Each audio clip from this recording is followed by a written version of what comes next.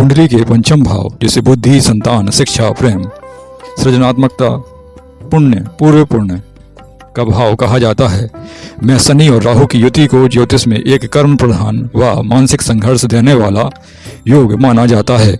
यह युति व्यक्ति को गहराई से सोचने वाला बनाती है, पर साथ ही भ्रम, विलंब और चिंता भी देती है।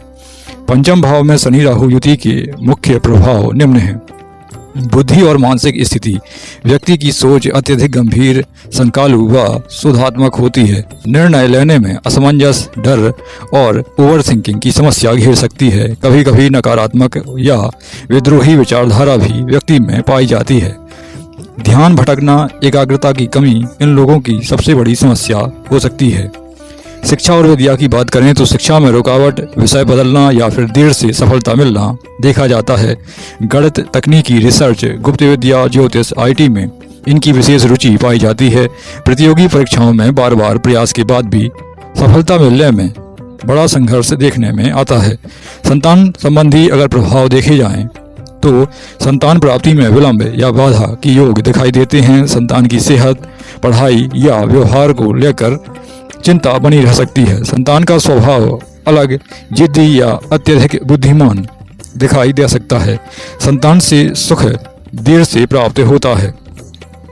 प्रेम और विवाह संबंध यदि देखे जाएं तो प्रेम संबंधों में टूटन, धोखा या सामाजिक बाधा सामने आ सकती है। एक तरफा प्रेम या गुप्त संबंध भी प्रेम में दिखाई देते हैं। विवाह के बाद भी प्रेम भाव में कमी महसूस होना इन लोगों के लिए एक बात हो सकती है।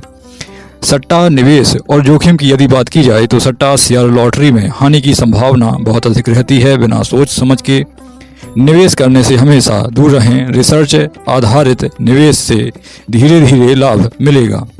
पूर्व जन्म का कर्म प्रभाव यदि देखा जाए, यह युति दर्शाती है कि व्यक्ति पर पूर्व जन्म के अधूरे कर्मों का ऋण बना हुआ है। बच्चों, शिक्षा या ज्ञान के दुरुपयोग से जुड़े कर्म सामने आ सकते हैं। शुभ परिणाम कब देता है यह योग? यदि शनि या राहु उच्च, स्वगृही या त्रिकोण अथवा केंद्र के स्वामी हों, बृहस्पति की शुभ दृष्टि इनके साथ हो, पंचम भाव या उसके स्वामी बलवान हो, तो व्यक्ति महान शोधकर्ता, वैज्ञानिक, इंजीनियर, ज्योतिषी, रणनीतिकार बन सकता है। कठिन परिस्थितियों से सीखकर ऊंचाई तक पहुंचता है।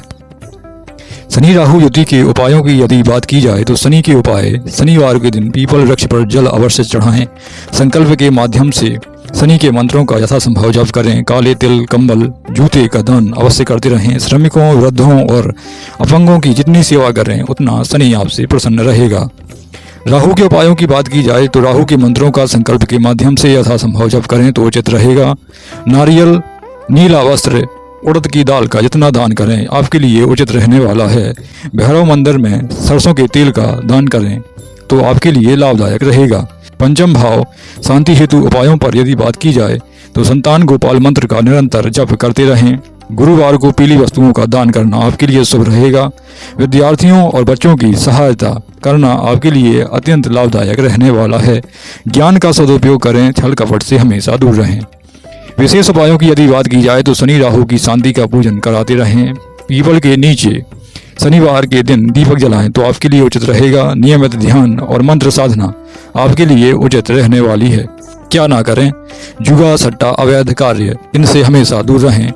झूठे प्रेम संबंधों से बचने की कोशिश करें और किसी के साथ प्रेम संबंधों में झूठ ना करें। बच्चों या विद्यार्थियों का अपमान कभी ना करें। नकारात्मक विचारों में फंसना आपके लिए आसान बात है, इसलिए नकारात्मकता से भी हमेशा दूर रहें।